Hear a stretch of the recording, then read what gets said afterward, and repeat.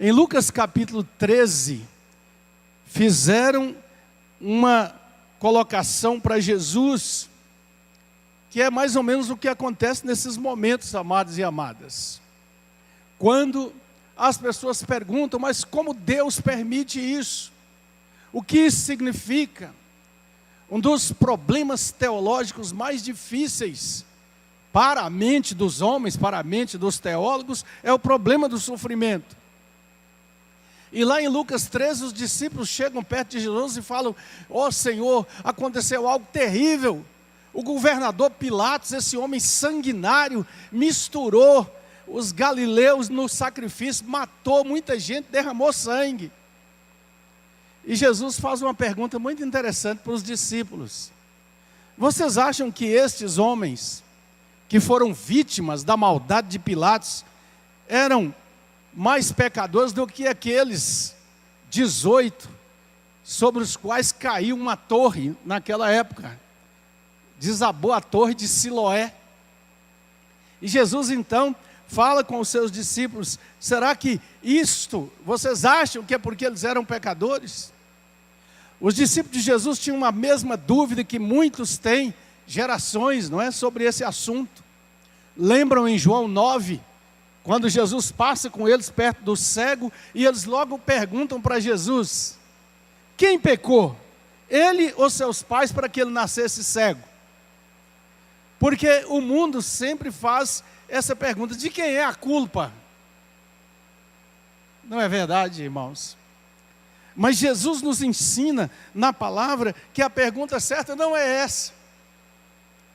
Ele nos ensina um caminho diferente para compreender, discernir, entender a natureza das tribulações. E Ele próprio é a grande resposta para nós. Há quase 50 anos atrás,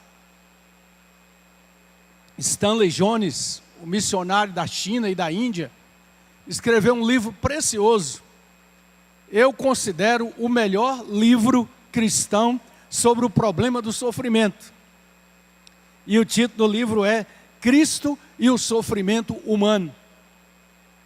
E é muito interessante quando ele vai mostrando o caminho cristão, as respostas cristãs, que nos apontam para uma outra direção.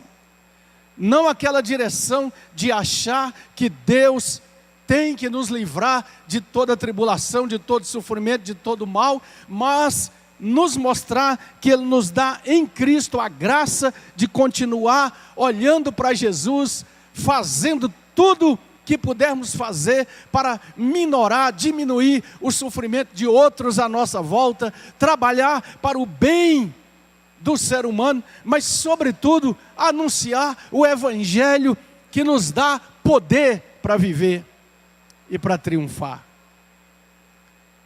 Eu ouvi essa palavra ontem da minha cunhada, a gente conversa muito sobre esses assuntos. Ela disse: olha, Rodinô, eu fico mais pensando, são aqueles que entram na tribulação, e ela faz parte da história e da vida de todo ser humano, mas eles não têm Deus. Eles têm uma vaga ideia de Deus, falam o nome de Deus, pedem socorro a Deus, mas eles não conhecem o Senhor na intimidade, não conhecem Jesus, vivem a vida como se Deus não existisse.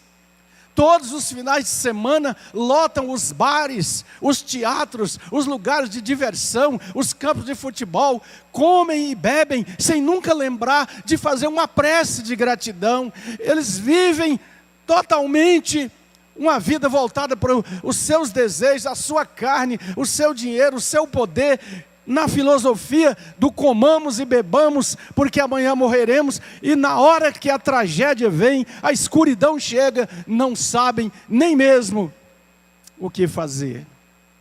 E é por isso, meu irmão, minha irmã, que nós não podemos, em momento nenhum, deixar de proclamar este Evangelho da graça.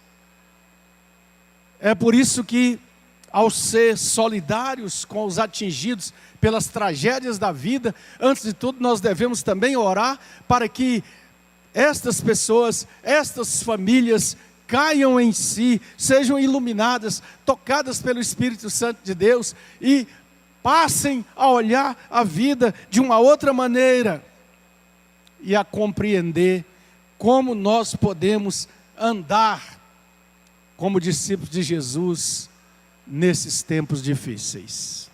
Eu queria convidar você para abrir a palavra na primeira carta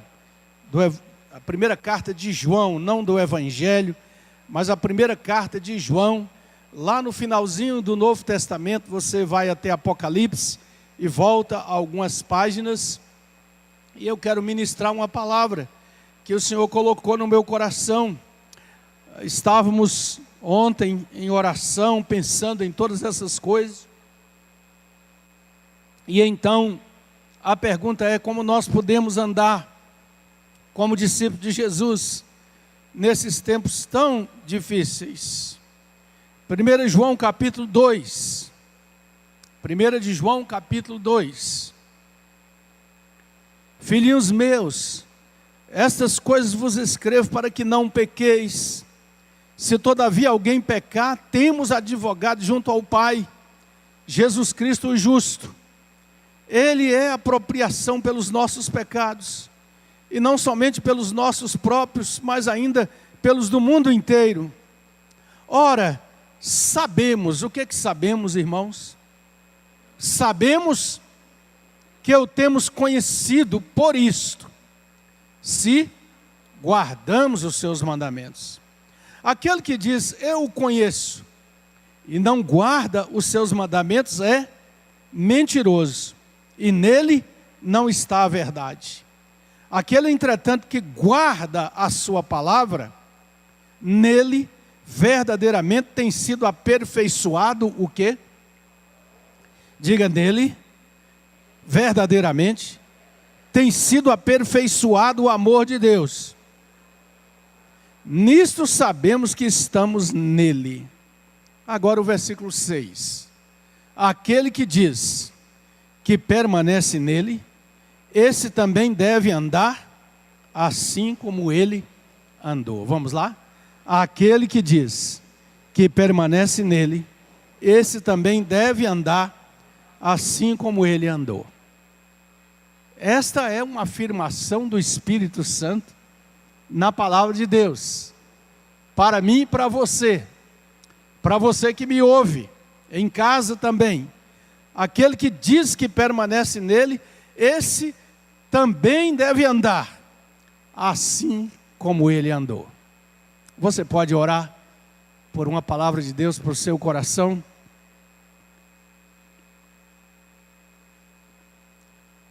Nos prostramos diante de Ti, Senhor, e rogamos Tua palavra, que edifica, que consola, que restaura, que cura, que salva, que dá razão para viver. Tua poderosa palavra, que não pode ser impedida, não pode ser impedida, porque o Senhor a liberou para produzir fruto. Tua bendita palavra. Oramos para que ela venha e seja bálsamo do Senhor no nosso coração, em nome de Jesus. Amém? Diga assim: eu quero, Senhor, receber a Tua palavra. Ei, diga com mais convicção: eu quero, Senhor, receber a Tua palavra no meu coração. O salmista falou: eu escondi a Tua palavra no meu coração para não pecar contra Ti. A alegria dos discípulos de Jesus, homens e mulheres que andam com Ele, deve ser sempre a alegria de ser, e não de poder. Você entendeu? A alegria dos discípulos de Jesus, homens e mulheres que andam com Ele, deve ser sempre a alegria de ser, e não a alegria de poder. Aquele que diz que é do Senhor, que permanece nele, deve andar como ele andou. O mundo caminha numa estratégia de buscar poder. dinheiro, possibilidade de estar sobre os outros.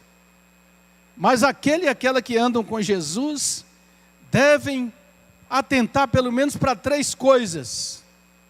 Primeiro, que nós somos peregrinos. Vamos lá, nós somos peregrinos. Segundo, que nós devemos ser obedientes. Devemos ser o quê? Obedientes. E terceiro, que nós devemos ser visionários. Vamos lá? Devemos ser visionários. Nós devemos ter visão para ver. Quais são as 3 coisas? Peregrinos, obedientes e visionários. Quem é cristão deve viver como Cristo viveu. E nós precisamos pedir a Deus que essas marcas possam estar em nós. O apóstolo Paulo, certa vez, ousou dizer assim: ninguém me moleste, porque eu trago no meu corpo as marcas de Cristo Jesus. Ele não estava falando de tatuagem.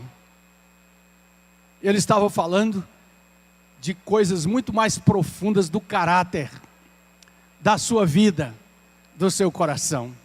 Eu trago no corpo as marcas de Cristo Jesus.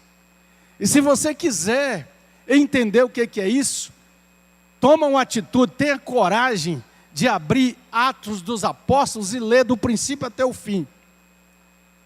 Olha o que acontece com este homem chamado Paulo, a partir do momento que ele cai por terra na estrada de Damasco. E faz a grande, tremenda, decisiva pergunta: quem és tu, Senhor? E ele escuta Jesus dizer: eu sou Jesus, a quem tu persegues. Mas levanta, porque agora você é um instrumento escolhido. Marcas, marcas. Nós cantamos tantos cânticos preciosos, não é? Nós cantamos: eu te pertenço, Deus. Pertencemos mesmo. Temos pensado nas consequências dessa afirmação, dessa frase, em tudo que fazemos, na jornada que nós seguimos. Quais são as 3 coisas? Peregrinos, obedientes e visionários. Os peregrinos estão buscando a pátria. Hebreus capítulo 11, versículo 14. Os que assim andam manifestam que estão procurando uma pátria.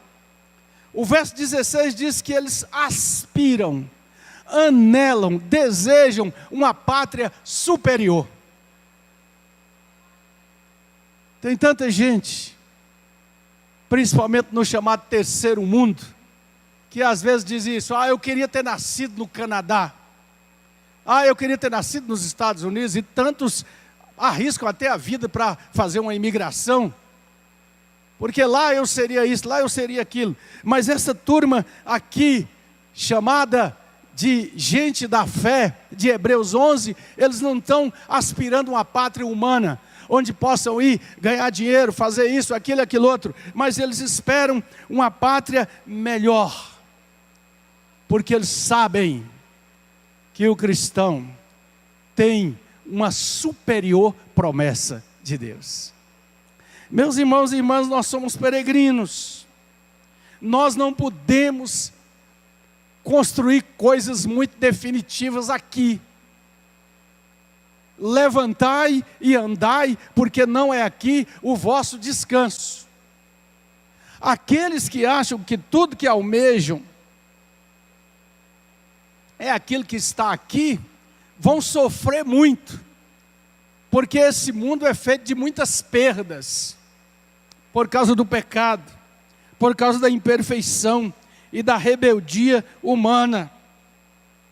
Há um hino que as nossas gerações de crentes cantavam, ainda temos este hino nos nossos hinários hoje, muito precioso. Eu sei que muitos aqui conhecem, já cantaram, e nós precisamos continuar cantando. Eu sou forasteiro aqui, em terra estranha estou, celeste pátria sim, é para onde vou. embaixador por Deus do reino lá do céu, venho em serviço do meu rei. Eis a mensagem que me deu, que os anjos cantam lá no céu: reconciliai-vos já, diz o Senhor, meu rei, reconciliai-vos já com Deus. Não esqueça que nós somos peregrinos. Não esqueça que por mais que somos, e somos mesmo, abençoados por Deus em tantas coisas, a bênção do trabalho, a bênção da família, a bênção do lar, da casa própria construída, muitas vezes com tanto esforço, a bênção que talvez para alguns aqui Deus tem dado, de crescer economicamente, financeiramente, de ter sim muitos recursos, é bênção que vem de Deus também, mas não esqueça, você e eu somos forasteiros, e por isso a palavra diz assim: se as vossas riquezas aumentam, não ponhais nelas o vosso coração, porque a questão é de coração, é o coração. Precisamos lembrar que somos peregrinos, estamos andando na história e na jornada da nossa vida, porque nós temos um alvo, nós temos um lar onde chegar, nós temos um caminho. Me lembro de uma vez que o Senhor recolheu assim até inesperadamente para nós, né? Que para Deus nada é inesperado. Um irmãozinho muito querido, o irmão Davi. E a gente estava lá naquele dia do culto, em que entregamos aquele corpo à sepultura. E eu me lembrei de uma canção que ele gostava de cantar, a gente cantava juntos às vezes lá na roça. Se tu chegares primeiro que eu, avisa que eu também chego lá. Havemos de nos encontrar além do Jordão, que alegria será. É isso que vale a pena. É isso que dá sentido à jornada. Nós temos um alvo, nós temos um lugar, nós temos uma certeza, nós temos a garantia. João 14, não se turbe o vosso coração, credes em Deus, credes também em mim, disse Jesus, na casa de meu Pai há muitas moradas. Peregrinos, mas precisamos ser obedientes, nós precisamos viver a dependência. O mundo à nossa volta também nos ensina, a mídia, a propaganda, a publicidade do mundo só vai nesse sentido: seja independente, seja dono das coisas, você não precisa prestar obediência a ninguém. E nós sabemos o estado em que as coisas estão no mundo, por essa ideologia que tem entrado aí pelas mãos do inimigo das nossas almas, e a Bíblia nos adverte o tempo todo sobre ele, de pessoas absolutamente arrogantes na sua postura, inclusive na postura espiritual, gente querendo dar ordens em Deus, gente manipulando a palavra de Deus e buscando textos para apoiar um tipo de atitude em que muitas vezes dizem que Deus é obrigado a lhes dar prosperidade material, bens, dinheiro, saúde, cura o tempo todo. Ei, meu irmão, minha irmã, não me entenda mal, eu creio firmemente na cura divina, no poder de Deus de restaurar, de levantar, de abençoar, de nos fazer prosperar totalmente, integralmente, mas é área dele e não nossa, é prerrogativa dele e não nossa.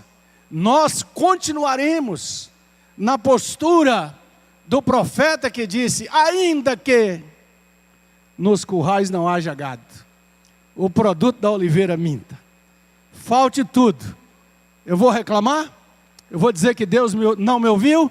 Eu me alegrarei no Senhor, exultarei no Deus da minha salvação. Tiago capítulo 4 diz assim: sujeitai-vos portanto a Deus, chegai-vos a Deus e Ele chegará a vocês, humilhai-vos na presença do Senhor. Obediência.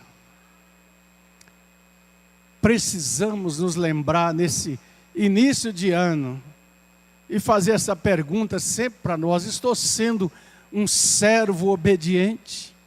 Uma serva obediente? Estou sendo alguém que de fato entende que tudo pertence a Deus?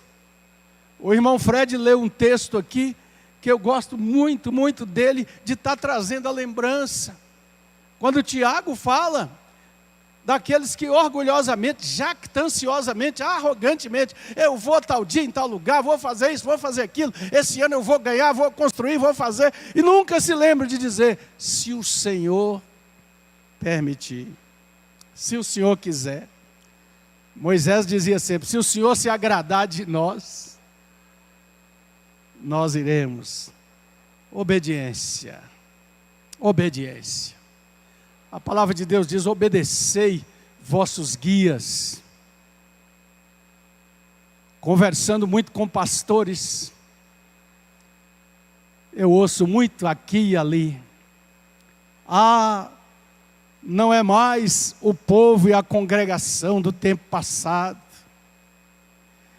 A gente fica rouco de tanto falar, às vezes até literalmente, né? Mas as pessoas querem ouvir seus próprios corações, e aqueles que falam de acordo com o seu coração cobiçoso está querendo ouvir. São tantas vozes, são tantas propostas. Vivemos num tempo de confusão religiosa. Percorra os canais da televisão e cada um vai te dar uma perspectiva, uma coisa diferente, um ensino diferente, todos alegando estar firmados na palavra. Mas Daniel diz que os sábios ouvirão e entenderão. Os sábios compreenderão. Desconfie sempre de todo o ensino que diz que você é bom demais, que você é maravilhosa, capaz demais de tudo, espiritualmente. Mas olhe para a palavra de Deus que nos chama, humilhai-vos na presença do Senhor, sejam ensináveis, aprendam sempre, para que a nossa jornada seja coroada de êxito. Peregrinos, vamos lá? Peregrinos, obedientes e bem-aventurado aquele que vê, bem-aventurado os olhos que sabem ver. Jesus fala muito sobre essa questão. Os olhos são a lâmpada do corpo. E nós precisamos ser pessoas visionárias no sentido de enxergar mais longe. E quem nos faz enxergar mais longe? O Espírito Santo de Deus. A iluminação do Espírito Santo no nosso coração, nos mostrando sempre olhar para Jesus. O Senhor disse nas suas palavras proféticas, antes de chegar o momento de ser levantado na cruz, assim como Moisés levantou a serpente no deserto, o Filho do Homem será levantado, e todo aquele que olhar para ele será salvo. Há um antigo hino também que dizia assim: olhai, irmãos, olhai, olhai só para Jesus. Ele salva o pecador, aleluia, salva até por meio de um olhar. E isso é maravilhoso. E isso tem acontecido. Dia desses ainda eu li sobre um muçulmano, dos mais radicais, que sonhou com alguém maravilhoso, que no sonho ele não conseguia olhar diretamente, tal era o brilho dos seus olhos. E depois foi lá na cidade do Cairo procurar um pastor de uma das igrejas lá, e para que ele explicasse para ele, porque no sonho ele havia escutado que ele precisava ir ouvir do pastor quem era Jesus. O Senhor continua fazendo maravilhas. Eu gosto de Lucas capítulo 2, quando descreve a história de Simeão. Um homem idoso, que estava ali vivendo na expectativa de uma palavra que o Espírito Santo disse para ele: Simeão, você não vai morrer antes que seus olhos contemplem o Salvador e a salvação de Deus. E naquele dia, Simeão é movido pelo Espírito Santo, vai até o templo, na hora que Maria e José chegam com o menino, para fazer aquela consagração inicial ali, e ele toma o menino nos olhos e fala: Senhor, agora o Senhor pode até despedir em paz o teu servo, porque meus olhos viram a tua salvação. Visionários, nós precisamos enxergar mais adiante.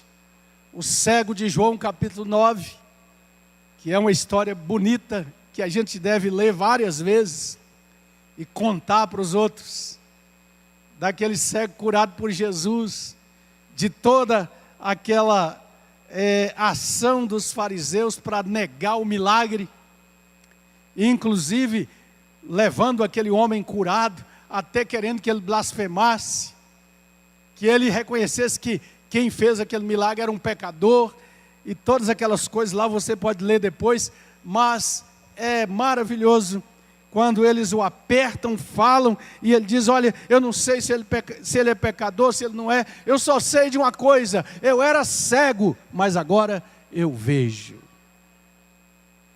E é maravilhoso quando a gente pode dizer isso. É maravilhoso quando muitos de nós aqui, eu sei, homens e mulheres que poderiam contar essa experiência, o dia em que seus olhos foram abertos, e você viu em Jesus Cristo o maior presente de Deus, aquele que veio ao mundo para salvar os pecadores, dos quais eu sou o principal, como disse também o apóstolo Paulo. Mas precisamos também ser visionários para enxergar o que está acontecendo à nossa volta. O cristão é chamado para viver uma contracultura.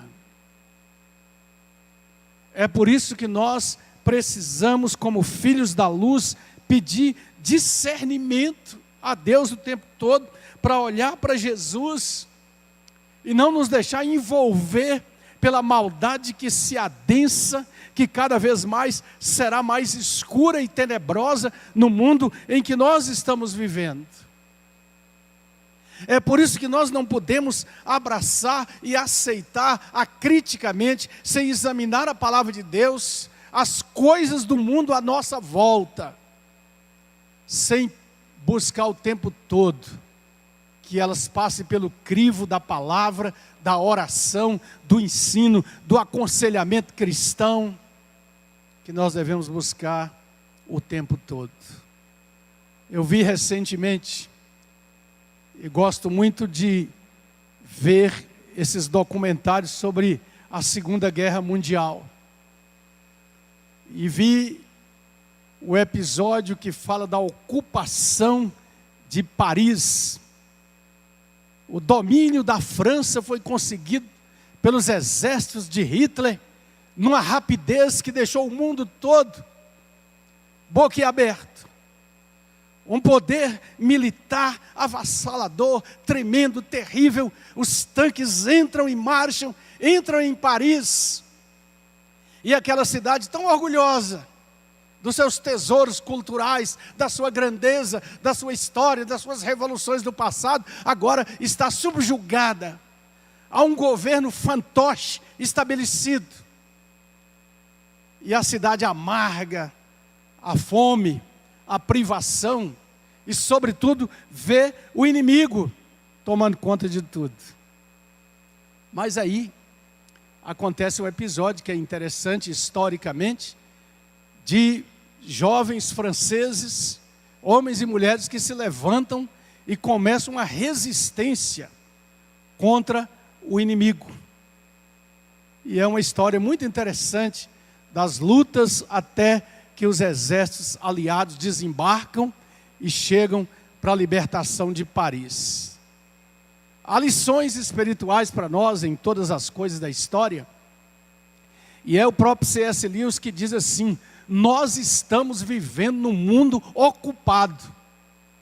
Há um invasor, há alguém que é um impostor, mas entrou no mundo, diz que o mundo é dele, domina as coisas, e nós como crentes precisamos fazer parte da resistência.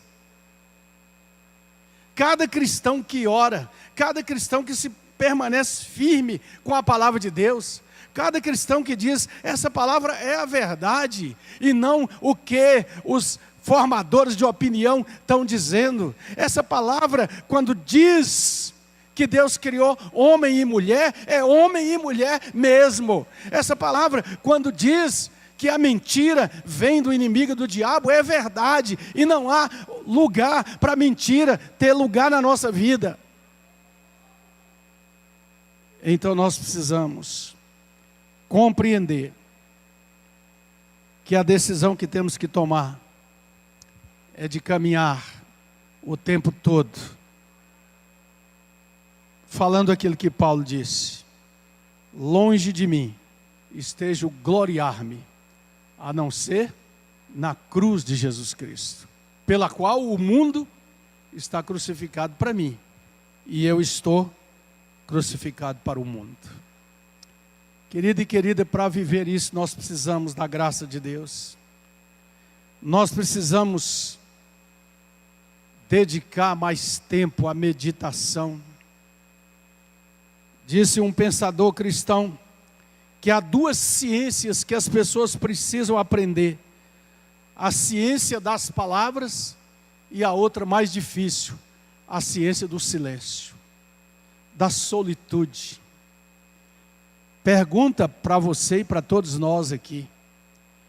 Você responde para o seu próprio coração: quantos minutos, será que posso perguntar quantas horas, na semana, você tem sozinho com você mesma, sozinha com você mesmo, sozinho com você mesmo, com a palavra de Deus, com a meditação? Quanto tempo você dedica a pensar, e pensar biblicamente, rogando a luz do Espírito Santo sobre um assunto que chegou até você no telefone, no computador? Quanto tempo você leva para responder a alguma coisa que foi perguntada, que diz respeito a algo muito maior do que simplesmente a escolha da cor de uma camisa? Como é que nós poderemos ser sábios se tudo à nossa volta conspira e nós estamos entrando nessa da aceleração precipitada para resolver tudo, para fazer tudo para ontem? São coisas a considerar. Outro pensador disse assim: Deus ainda se manifesta em ocasiões nas quais encontra alguém suficientemente quieto para ouvir e solitário o bastante para prestar atenção. Somos o quê? Peregrinos, obedientes e visionários, caminhando em direção ao alvo da nossa vida. Precisamos e carecemos muito de olhar para essa palavra que lemos em 1 João. Nós sabemos que Ele é a propiciação pelos nossos pecados. Sabemos e só vamos saber que somos dele se guardamos seus mandamentos, se andamos de acordo com a sua palavra.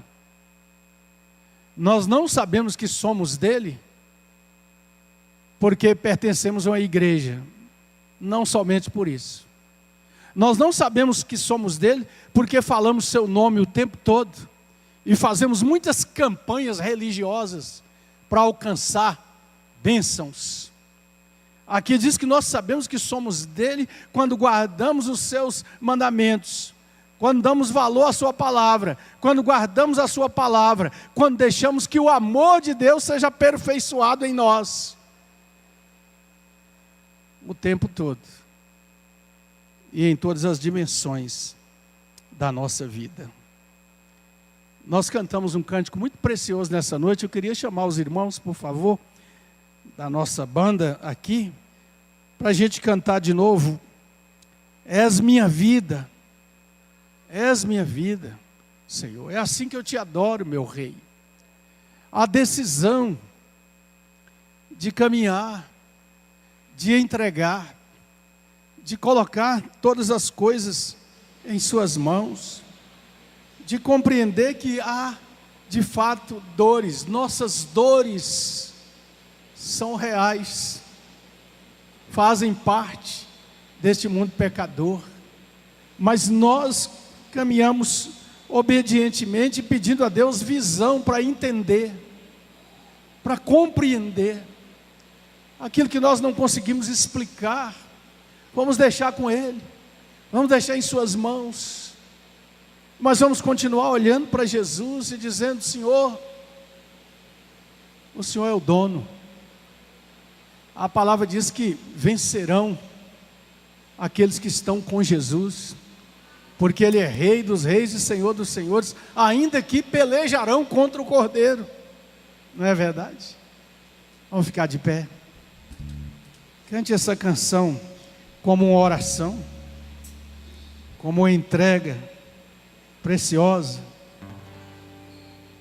reconhecendo que Ele é a fonte da nossa vida, da nossa alegria, da nossa plena alegria.